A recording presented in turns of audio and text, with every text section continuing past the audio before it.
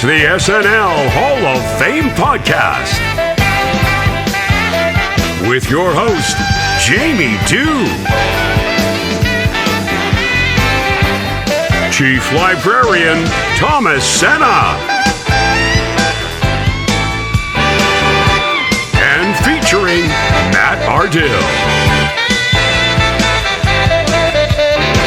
And now, curator of the hall, Jamie Dew. All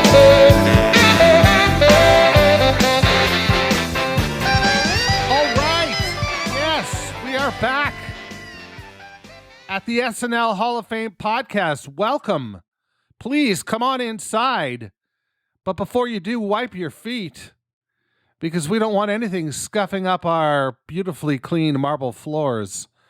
Now, walk right on past the Weekend Update exhibit into Hall A, where we do all our presentations here on the SNL Hall of Fame. And get ready to have your socks knocked off, because today we've got Andrew Clark joining Thomas in a wonderful conversation on the absolutely fantastic career of Jack Handey. I know most of you are familiar with his work through Deep Thoughts, but there's a lot to unpack with Mr. Handey, and Thomas and Andrew get right into things, and it's really quite wonderful. So I'm glad that we have that to share with you. Of course, we also have our friend Matt Ardill, and let's go to his minutia minute right now. Matt, you can get out of your box now that you've been in for the last week. You can climb out and regale us with all sorts of information on Jack Handey. Thank you. It's a nice box. It's got nice air holes, so I really do enjoy it in there. Keep it nice and quiet. So Jack Handey, born February 25th, 1949. He is, one of those interesting writers. Very unique history with Saturday Night Live. His first season was season 11, November 9th, 1985. That's the post Dick Ebersol year, where they were sort of recovering. So he started with Joan Cusack and Robert Downey Jr. and Nora Dunn and all of that crew, and continued until season 27 as a writer. So I mean, he went from like probably one of the lowest points in the Saturday Night Live history, and I think that's pretty universally considered one of the lower points, to a high point when he left, which was like the Will Ferrell, Rachel Dratch, Anna Gassner kind of era. So he had a really interesting variety there. He's got great sketches like Toonsis the Driving Cat and Frozen Caveman Lawyer, and the one that he's really made his bread and butter on, which is Deep Thoughts. Yes. He's turned that into. He has 11 books. 8 of them are deep thought variations. But people associate that with Saturday Night Live, but it was actually bigger before. It was big before Saturday Night Live.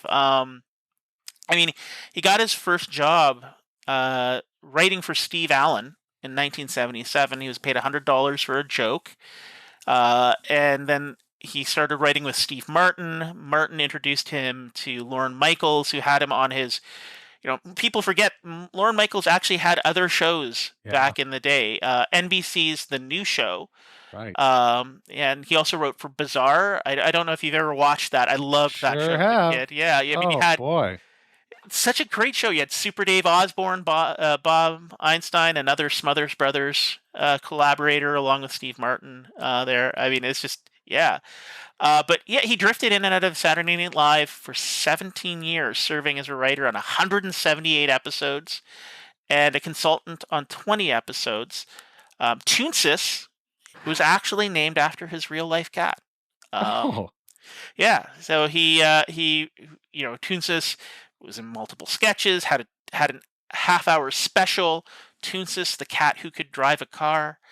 And Don't recall that. yeah, it's one of those like one of those little weird projects that Lauren did that people just don't remember because it's such a weird little esoteric thing. And it's interesting. Like he was asked where he came up with the idea for Toonsis, and he was just like, "Yeah, it's just a free association thing." And he's just like sitting around, and it's like, "Oh, what's funny? A cat who could drive a car."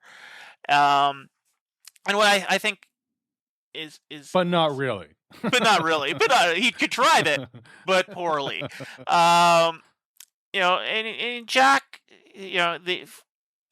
for example, Deep Thoughts was first a segment in Omni magazine. Then it became an article in the National Lampoon, the Santa Fe newspaper. It ran on as an interstitial on Comedy Channel, in all of this before it eventually landed on Saturday Night Live. So he'd already distilled this down into this perfect little like package, and they're just like, okay, well we'll just add this to the show. I had no idea. Yeah, and I mean, what's funny about his stuff is people like think it's like very heady and esoteric, but I mean, look, the caveman lawyer bit. He described it as little boy stuff. Just saying, it's throwaway. When asked about doing topical stuff, he says, I never do that because it's throwaway. You never, there's great jokes that are very timely for like 1978, but nobody wants to read them now. Or 1878. Sorry, that was the quote. But yeah, it's just he's a guy who's like just leaned into the silly, and I think that's what made him able to bounce around and stay funny for so long. That's really great. Well, thanks so much. My pleasure.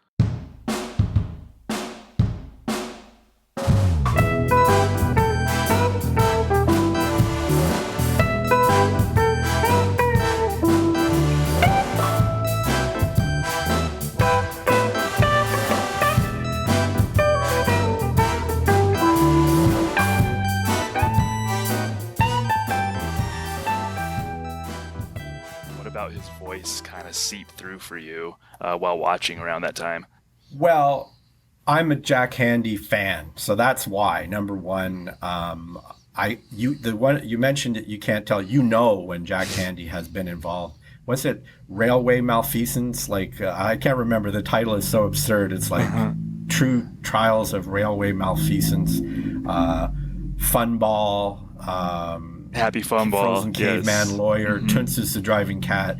I mean, they all share the Jack Handey sensibility. So I'm a huge fan of Jack Handey's.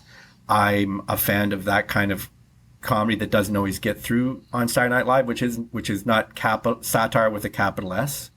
So, I have to come clean with that. I am not impartial or going to be so when talking about Jack Handey. I think he's hilariously funny and is probably one of the most imitated, I would say the most imitated writer to have worked on Saturday Night Live. There's a lot of people trying to write deep thoughts like Jack Handey and failing. And in fact, it's almost like truffles. They say there's like fake truffles out there. There's like fake Jack Handey jokes on the internet that he didn't write. So I think that's a huge credit to him. I just loved, as soon as the deep thoughts were on, but a lot of the times when you were watching Toonsis the Driving Cat, you didn't know at the time, oh, that's Jack Handey. It wasn't until the internet allowed you to sort of parse everything that, that you could find all this stuff out, unless you knew somebody. Sure. So yeah, I'm an unabashed Jack Handey fan. And he seems to be the writer from that era that other SNL writers speak of most fondly. I've heard Robert Smigel, I've heard Jim Downey, Conan O'Brien, and Al Franken all say that Jack Handey was the best writer in the room and the funniest guy in the room. And yeah, that just said so much to me right there. I mean, what do you think about that? Yeah. Well, I mean, I think that, I would just say, like, we're on this podcast. There's a great interview that Jesse Thorne did with Jack Handey in 2008, which I strongly recommend if people want to know, if you want to hear it from the Handey's mouth, so to speak. What I would say about him, he's a humorist, and that's often used as an insult. What's a humorist? It's like an unfunny comedian, but he's a humorist in that his work works so well when it's read, when it's in print. Mm-hmm. And he's starting out writing for Army Man magazine and National Lampoon. And I think his first deep thoughts were in like a magazine called Omni, which was a big deal in the 80s. So what I would say, there's a real deadpan to Jack Handey, and all of his characters, whether it's the Jack Handey of Deep Thoughts or Frozen Caveman Lawyer or the railway malfeasance with George Clooney and Mark McKinney, mm-hmm. There's a character who thinks they are normal, who's actually really psychotic. Yes. And is completely out to lunch, but thinks they are fine. And I love that. And, there's another writer who's a humorist out there, Mike Sachs. He never worked for Saturday Night Live, but Mike's characters are kind of like that, mm-hmm. too. So I think there's an element there. And I think the other thing, of course, that other writers would like about someone like Jack Handey is they know that Jack Handey's not trying to do what they're doing, because he's Jack Handey. Mm-hmm. It's like, that's him. He's doing his thing. Like, he's not trying to be Robert Smigel or Adam McKay or whatever. He's Jack Handey. So I think writers can sometimes be a somewhat competitive bunch. So when you have someone who's so obviously uniquely a unicorn or themselves, it kind of cools them down because they can be a little bit. Now, I think I've also heard that Jack Handey's a very gracious guy, mm-hmm. and a nice guy and all of that as well, which makes it a little easier to like him, And I think, if you look at his sensibility, he starts out as a newspaper reporter, but his heart is really in humor. And I don't know if people are aware, but his neighbor in Santa Fe at one point was Steve Martin. So he sees Steve Martin on TV and thinks, oh, hey, that's my old neighbor. So he writes and says, can I write for you? And Steve Martin has him, writing for his show. So it's kind of like a weird coincidence that only a Jack Handey character would experience. And then that kind of rolls on. Jack Handey moves to the new show, which was the show Lorne Michaels did after he was let go from Saturday Night Live or whatever, and then he keeps going back. So he's got this interesting, he's almost like a Candide or Zelig, where his career just kind of keeps going forward despite weird, reversals, so to speak, And he has that thing that I think Steve Martin had as well, which is at a time when there's been so much political humor, he's going to do stuff that's really sort of smartly silly, mm-hmm. right? Like smartly silly, absurdist, solipsistic, to throw that word around. And at the time, it was just a perfect way of undermining everything that, had been running through America through the 70s, which is, Watergate, the end of Vietnam, energy crisis, recessions, manufacturing jobs. There's a lot of stuff going on. And so having Steve Martin come out and say, it's great to be here, and then moving over and saying, no, it's actually really great to be here, or having, Jack Handey's Deep Thoughts, for instance. And now, Deep Thoughts by Jack Handey.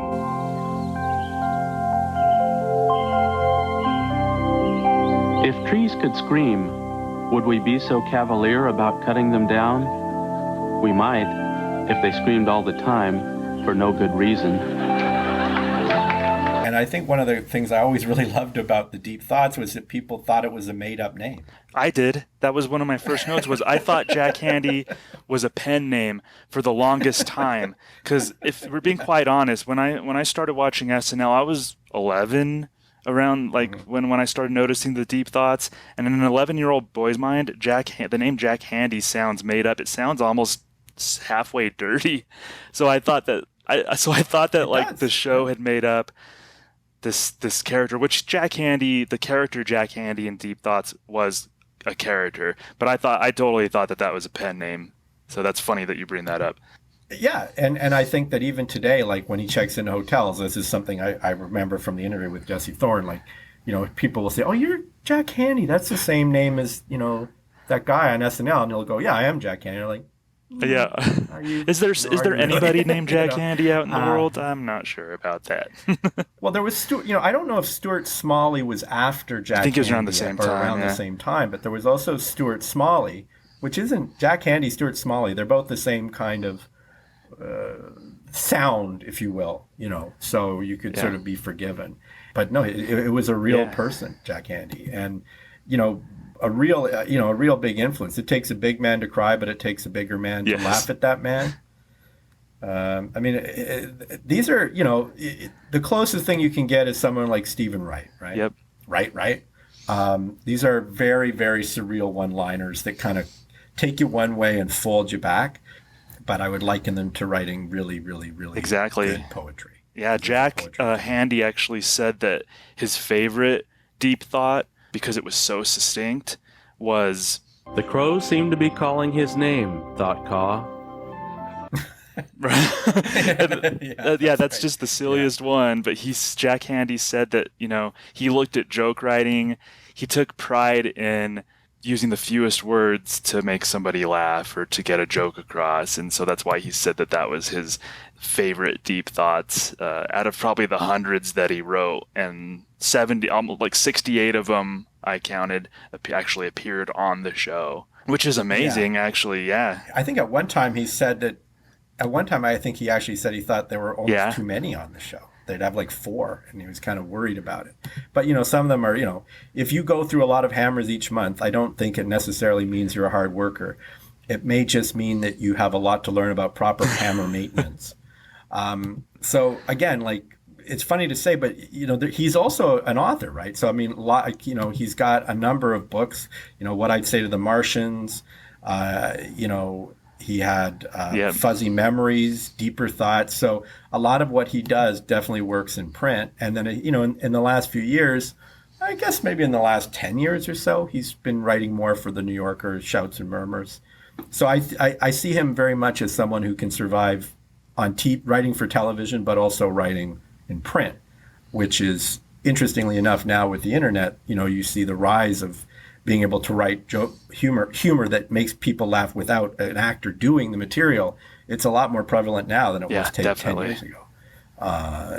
Things like Reductress and, McSweeney's, of course, has been around forever. But yeah, before we move on from Deep Thoughts, I want to share a couple of my favorites. So these have been things that have been rattling around my brain since I was a kid, and that's just such a compliment to him. So I guess of all my uncles, I liked Uncle Caveman the best. We called him Uncle Caveman because he lived in a cave, and because sometimes he'd eat one of us. Later on, we found out he was a bear. That's such a I could see that actually turning into like an entire sketch on its own. I can see Jack Handey fleshing that out into a sketch. And one that I told my wife when I was explaining Jack Handey to her, I told her about this one. If you ever fall off the Sears Tower, just go real limp, because maybe you look like a dummy and people will try to catch you, because hey, free dummy.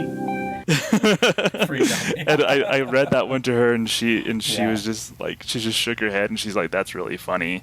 And I think his humor just gets nods of appreciation from all walks of life, young people, older people. I think there's such a commonality with Jack Handey's type of humor. I really do. I really think he's the type that brings people together as far comedically. He uses something that people, I think, forget about sometimes, which is how important surprise is, obviously, in comedy. Because you never can tell where Jack Handey's going. I think in terms of writing, change a word. And I'm not saying, okay, this is to be or not to be, obviously, but change a word. Change because, hey, freedom. If you change those words, you're going to find that you mess with the whole rhythm of it. And it's not going to work as well. So again, I find them deceptive because they seem so simple and they just roll. If you mess with them, you'll see how well honed they are. And in fact, I mentioned Mike Sachs. He has a book, Poking a Dead Frog, which came out a while back with a really good, if I recall, interview with Jack Handey, where he talks about writing. So that's actually a really good book for any sort of aspiring comedy writers because it's interviews with comic writers like Meryl Marco, or I even think Conan O'Brien might be in it. And Jack Handey's one of them. And his stuff on how to write and how he writes is really illuminating. So anyone who's sort of interested in it, I would highly recommend. Was that the same piece? Jack Handey's probably mentioned this in a few interviews that he's done, but I heard him say that he didn't like when people tried to edit especially like his one-liners or deep thoughts, or like they would try to go in and grammatically change X, Y, and Z, and he said that would bother him because there was a rhythm to how he wrote, and sometimes it didn't have to be grammatically correct. That wasn't the point. The point was the rhythm of what he was writing. Yeah, that's an issue that you get more in journalism, because you'll get editors. I'm lucky with my column, I don't have that issue, but in other areas, other publications other than, say, the Globe and Mail, where the editor will change your material to make it, not even that it's grammatically incorrect, but to make it sort of go smoother. And it's like, no, that's not going to work. We're writing it this way because ideally it's funnier. And messing with Jack Handey is like taking a paintbrush to Rothko. I mean, it may look, but don't F with it, because you're going to blow it up. The other thing is, if you want to mess with his material, why have him? If you want to get someone who can kind of write Jack Handey kind of funny, you can probably get quite a few people who can kind of be Jack Handey and kind of funny. But, if you're going to get Jack Handey, just let him do his thing. And just say, yes, it works, or yes, it doesn't. I think that would be my position with Jack Handey. I don't know what the batting average for the number that he writes versus the ones that he thinks, okay, these are going to work. But, once he's done that, I think you just have to say, then all you can do is say yes or no to the joke. But don't go in and put a comma or change an and to a that's not the point. Like exactly. So he did almost 70 deep thoughts, or they ran almost 70 deep thoughts on SNL. Fuzzy Memories was 13 times. Lost Deep Thoughts was 11 times. My Big Thick Novel 16 times. And he even did one for good measure, My Best List for 2001. So all in all, almost over 100 times he had segments basically air under his name. I mean, what other writer in the show's history is given that much space and given their own segments like that under the writer's name to do what they want to do? There's Robert Smigel, who did the TV Funhouse, but his name was briefly mentioned. Like, Jack Handey was almost the star of all of these segments, and that's just such a big thing to say about him and his time at SNL, that he was given that much leeway in that playground. Yeah, and I mean, he also, he did have a stint on the Mike Naismith show, Television Parts, where he kind of worked on what would eventually be the Deep Thoughts. But I think he's the one and only. I cannot think of anyone else who actually gets their name out there. And it's so ironic that we all thought it was made up. Exactly. Poor guy. Yeah. So, we attributed it to someone else. He's the only one, and everyone. I actually thought it was Al Franken when I was a kid. I think that was my theory as a teenager before I knew there was an actual Jack Handey. I'm like, oh, Al Franken probably writes these under the pen name Jack Handey. Like, that's before my comedic sensibilities kind of No, it's a perfectly reasonable assumption. Yeah. Because there's definitely a crossover sensibility. And I think with Jack Handey, he's someone who, he had a novel that he did called The Stench of Honolulu, right? He's kept himself going creatively. It's interesting that, that there was never a Tunsis movie or a Unfrozen Caveman Lawyer movie, but I guess they were not, there's, even in this SNL lexicon of turning sketches into movies. Yeah, I think Unfrozen Caveman Lawyer would have been, the premise might have been a little as thin as the ice that Key Rock fell through. The caveman came out of. Yeah, for sure. No, I agree. So I wanted to talk briefly about Fuzzy Memories, because as far as a follow-up, because we all fell in love with the Deep Thoughts on SNL, but as far as a brief follow-up, Fuzzy Memories I thought was actually really good. I kind of binged all the Fuzzy Memories that I can find and prep for this discussion, and to me they hold up. Maybe some of his later things, but Very do you much have so. any sort of not so fuzzy memories of fuzzy memories? Well, for me, I would say Scary Neighbor would be one. Fuzzy memories of the Thanksgiving. Fuzzy Memories by Jack Handey. I think the best Thanksgiving we ever had was one where we didn't even have a turkey. Mom and Dad sat us kids down and explained that business hadn't been good at Dad's store, so we couldn't afford a turkey. We had vegetables and bread and pie, and it was just fine. Later, I went into Mom and Dad's bedroom to thank them, and I caught them eating a little turkey. I guess that wasn't really the best Thanksgiving. These kind of weird home movies that he's doing, it's just, it's going a little bit back into the SNL where they would have short films, like, hey, America, Yes. show us your gun. Like going back to the very first series. So that I think it was a perfect build, and it kind of combined deep thoughts with sort of the same sketch sort of mentality as like some of his other stuff, like Happy Funball and those things. So there's always a very serious corporate sincerity that's completely misplaced, and a use of corporate language too. Like he likes officious language, like railway malfeasance, or do not use Happy Funball. Do not taunt Happy Funball. Happy Funball. Yes. And I mean, the fuzzy memories, I mean, like they have an element of that. Do you have a favorite or two of your own? Yeah, I love the gallows humor of it all that he pushed even more forward than from Deep Thoughts. So there's one.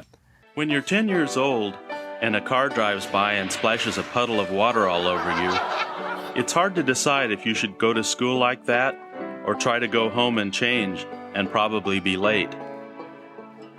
So while he was trying to decide, I drove by and splashed him again.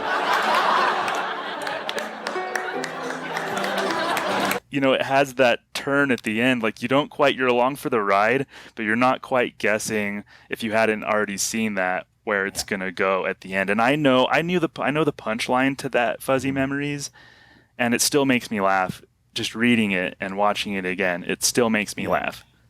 It's again, he's the master of the curveball, I think. I mean, and that goes back to this kind of surreal. It follows a real logic, but then that logic goes completely off in the other direction, and you're delighted by when it works, right? And it's just playing with you.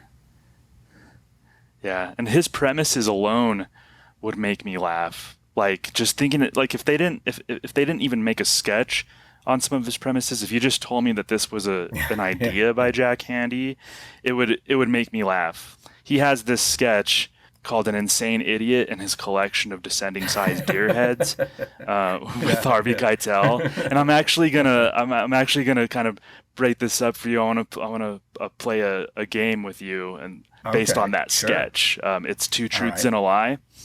So I'm gonna give you three statements, and one of which is a lie. And don't worry about your Jack Handey credibility as a fan. We're just having fun over here.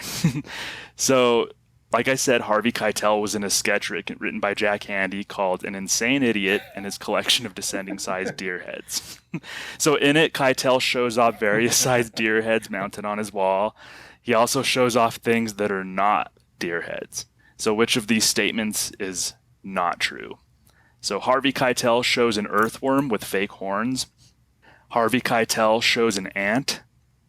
And Harvey Keitel shows an amoeba under a microscope.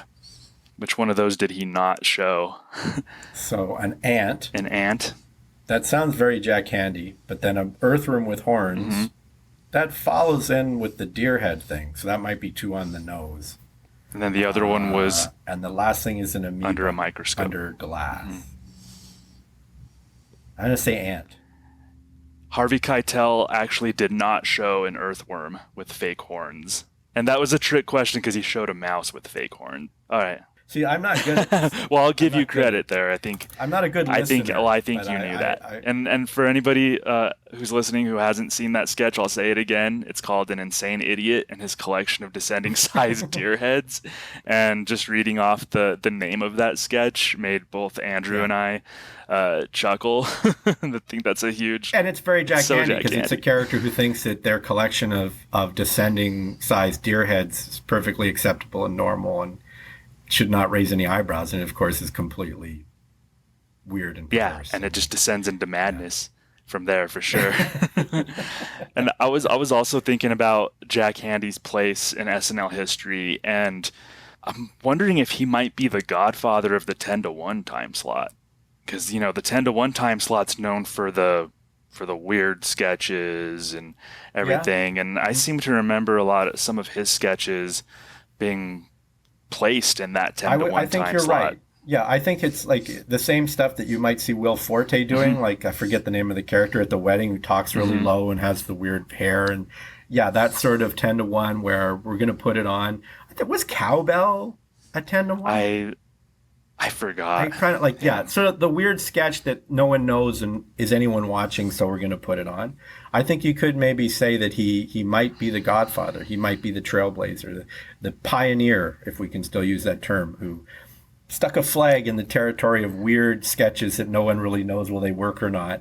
And some of them really work and we remember them, and those that don't, we forget. See, that's one of the great things about sketch comedy and Saturday Night Live. We don't spend an enormous amount of time talking about the stuff at 10-to-1 that didn't fly, although you can sometimes hear some of the cast members talk about like sketches that they did that just bombed, that had done well in Dress or whatever. Exactly. I think you could be right, and I think he probably liked that. I hear I'm always speaking for these guys. Well, that's part of who am I? That's part of the fun of this. Maybe we could speak for them just a little bit, or try to guess as to their. It's like sports. I watch SNL like I watch sports, and so that's part of the fun of sports, is trying to guess of like what the manager's reason was for pulling a pitcher in the ninth, and during a no hitter or something like that. I think that's part of the fun of watching SNL. Absolutely, and I believe that is exactly how it was modeled, like on a baseball team almost, where, people come and go on the Blue Jays or the Yankees, but they're always the Yankees, and that's once they were able to get over the first few casts, then they had set that precedent. So I definitely think that's it. And I think the other thing with Jack Handey is, I think the success of the Deep Thoughts, which I think he had real trouble getting on for a while. Did. Helped maybe other writers who wanted to do stuff that had a similar sensibility. Maybe they had a little bit easier time of it, perhaps. Yeah, Lorne didn't quite get success. Deep Thoughts. Like, I don't think Lorne, that wasn't necessarily totally in his wheelhouse, I believe, but I think he ultimately knew that people found it funny, so he greenlit. Well, and I would say that as a producer, that's one of his greater strengths, which was, I remember interviewing him. It would have been in 96, and he was talking about a cast members. I think some of them was like Adam Sandler, maybe, I forget, and him saying the network didn't really get them, and they weren't always that popular at the time. And he said, I don't necessarily get it either, but I know it's funny. Mm-hmm. So I think he has that ability to look at something, and whether or not he finds it perfectly to suit his tastes, if he knows it's funny, he'll go with it. In a producer of comedy, a very good asset, because you can meet a lot of, that's not normal. The normal is, well, I don't think it's funny, so it's not funny. Right. Or these kids today, they don't know what they're doing. And I think that one of the things that Lorne Michaels, because I do believe he's a bit of a student of comedy, there's a curiosity there as to what are people laughing at and what's making them laugh. Right. And we've all benefited from that because, we wouldn't have Jack Handey and Deep Thoughts and all that. So that would, I'd like to think that we would, that somewhere that there would be a benevolent God that would allow Jack Handey to be somewhere with his Deep Thoughts. Exactly. Have you ever had the chance to speak to Jack Handey?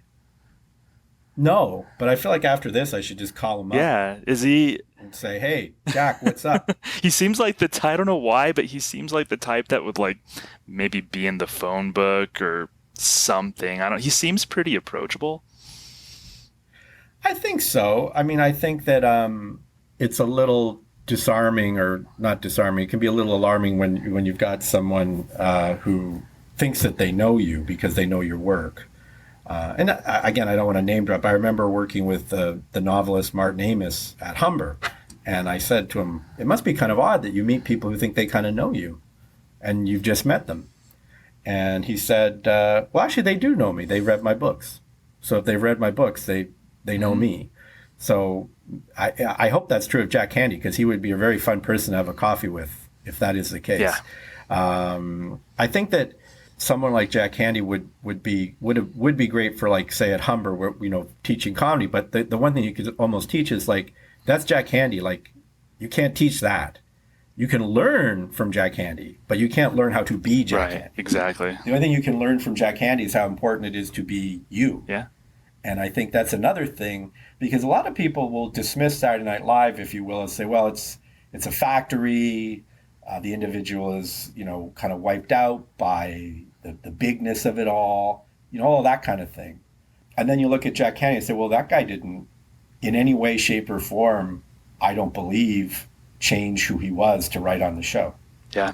So he was very uniquely him. Now, if you want to put this on in a baseball analogy, because I know Lorne Michaels is a big baseball fan, you can't have a team of Jack Handeys, but you want Jack Handey on your team. Yeah, exactly. Yeah, Exactly. So I think that's a nice thing. And for someone who's like a print guy like me, I really, really love someone who can kind of live so easily, or at least it appears easy to me, in both worlds. Yeah. As a fellow print guy myself and a comedy nerd, I think one of my comedy nerd dreams would be to go have coffee with Jack Handey and just laugh and pick his brain. And you know what? I live about an hour from Jack Handey.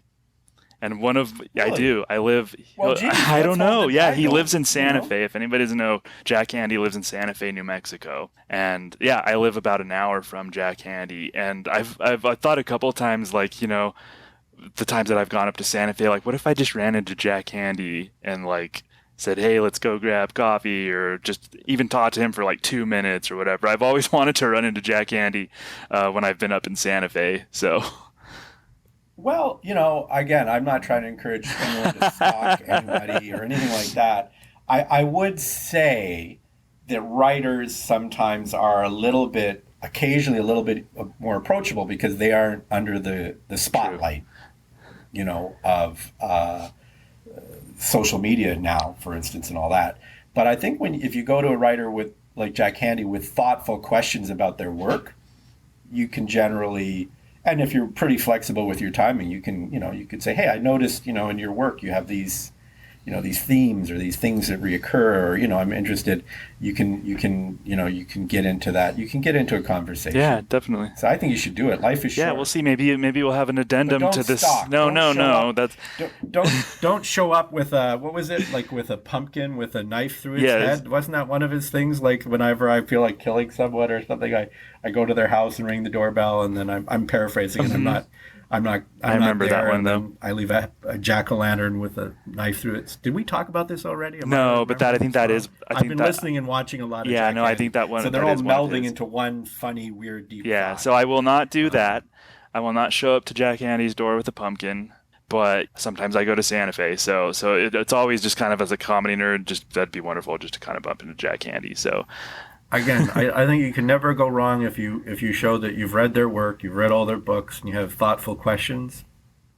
You know. Yeah, definitely. And you're not a murderer. That's probably bearing the lead. That's probably the first. I'm going out on a limb, and I'm assuming you're not. Correct. So you know, that's great. Yeah. Are there any other sketches or anything from before we get out of here that stick out to you with Jack Handey? Well, I mean, we didn't talk a lot about Toonces, but Toonces the Driving Cat as a concept. Do you think Toonces will pass his driving test? I don't know. That written part is pretty hard. And he can't even read. Maybe he'll make up for it on the driving part. Damn, I wish I could help him. All right, sir, if you'll just go ahead and pull out into traffic. Look out!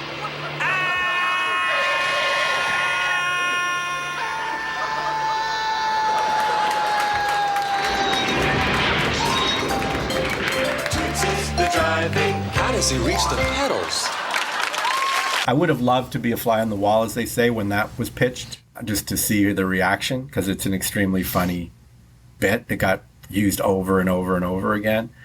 So, you know, I have a soft spot for Toonces, the driving cat who actually can't drive and constantly gets That's the best part of the sketch is that Toonces actually is a bad driver. Like Toonces is a great driver for a cat, but ultimately a terrible driver overall. And Jack Handey actually had a cat named Toonces. So that's where that came from. So that circles the square right there.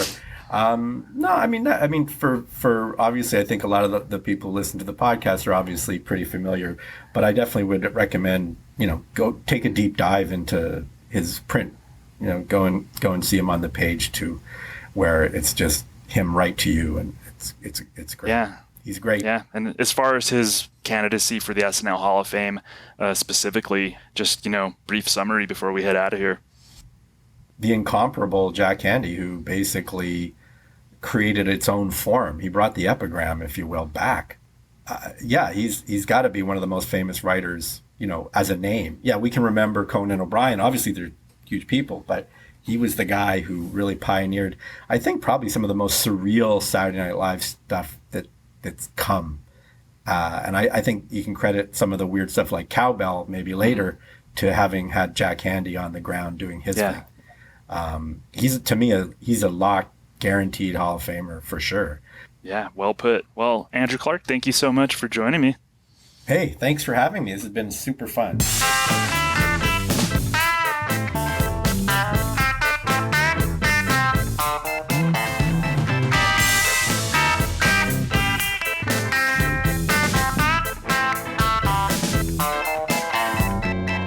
Oh, yes, Jack Handey, a lock, Andrew Clark says, for the SNL Hall of Fame. Is that going to be the case? We shall see. I don't know that he's the first ballot Hall of Famer based on what I've seen so far in voting, but he would be on my ballot, and he will be on my ballot this year. I think he's a wonderful writer and would be a great addition to the SNL Hall of Fame. Of course, when the time comes to vote, that'll be in your hands. And a voter must receive 66.6% of all, they must appear on 66.6% of all ballots. And if so, they are enshrined in the SNL Hall of Fame. Now, to look back last year at the writing category, it's quite interesting to me because nobody really got any higher than Conan O'Brien. And, you know, that makes sense. Conan O'Brien makes sense to garner a lot of votes. But we had a tremendous amount of great writers last year. Oh, my mistake. It was The Lonely Island. The Lonely Island were nominated for writers, and they got 52.9% of the vote. I suspect we'll see them enter this year. From there, Jim Downey got 30.3%, Franken and Davis 29.7%, and Conan O'Brien at 28.4%, Michael O'Donoghue at 25.8%. So all those writers have a long way to go. So for Andrew Clark to suggest that this is a lock, you know, I don't know. I don't know. It will depend upon how the voting body views writing. And I think that writing is really important. You know, the host doesn't have a whole lot to say without writers. The cast, although they contribute ideas and write, they need the writers to shape things into form. So writing is rather important in the world of SNL. And I hope that's reflected in the hall as you all get prepared to vote in season 2. Now, I do need to point out that this year is a little different. You will need to register to vote. So if you have not registered to vote, please do so. You can do so on any of the podcast links that you see access to. Click on it, and one of them is register to vote. And that way we'll be able to send you the ballot when the time comes with the instructions. And Bob's your uncle. What do you say we listen to the curated sketch that was selected for Jack Handey? This is a great one. I remember watching it live and being absolutely blown away.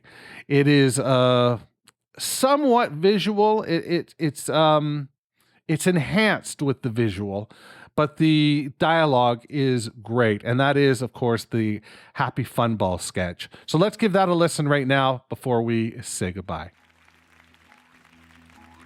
It's happy. It's fun. It's Happy Funball. Yes, it's Happy Funball, the toy sensation that's sweeping the nation. Only $14.95 at participating stores. Get one today. Warning. Pregnant women, the elderly, and children under 10 should avoid prolonged exposure to Happy Funball. Caution. Happy Funball may suddenly accelerate to dangerous speeds. Happy Funball contains a liquid core which, if exposed due to rupture, should not be touched, inhaled, or looked at. Do not use Happy Funball on concrete. Discontinue use of Happy Funball if any of the following occurs: itching, vertigo, dizziness, tingling in extremities, loss of balance or coordination, slurred speech, temporary blindness, profuse sweating, or heart palpitations. If Happy Funball begins to smoke, get away immediately, seek shelter, and cover head. Happy Funball may stick to certain types of skin. When not in use, Happy Funball should be returned to its special container and kept under refrigeration. Failure to do so relieves the makers of Happy Funball, Wacky Products Incorporated, and its parent company, Global Chemical Unlimited, of any and all liability. Ingredients of Happy Funball include an unknown glowing substance which fell to Earth, presumably from outer space. Happy Funball has been shipped to our troops in Saudi Arabia and is also being dropped by our warplanes on Iraq. Do not taunt Happy Funball.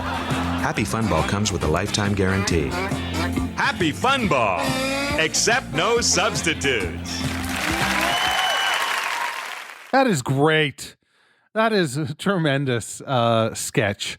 And it made me laugh as much today as it did when I was, 12 years old listening to that. That's so fun. Do not taunt Happy Funball. That's lovely. And you're lovely as well. Thank you so much for joining us today in the SNL Hall of Fame. We look forward to you visiting with us again next week, when we have another fantastic nominee to unveil for you. In the interim, stay healthy, stay happy, keep watching SNL, and register to vote. But that's it. That's all I got for you right now. But please, on your way out, turn out the lights, because the SNL Hall of Fame is now closed. Thanks for listening to the SNL Hall of Fame podcast. Make sure to rate, review, share, and subscribe to the show wherever you get your podcasts. Follow us on social media at SNLHOF. This is Doug Denant saying, see you next week.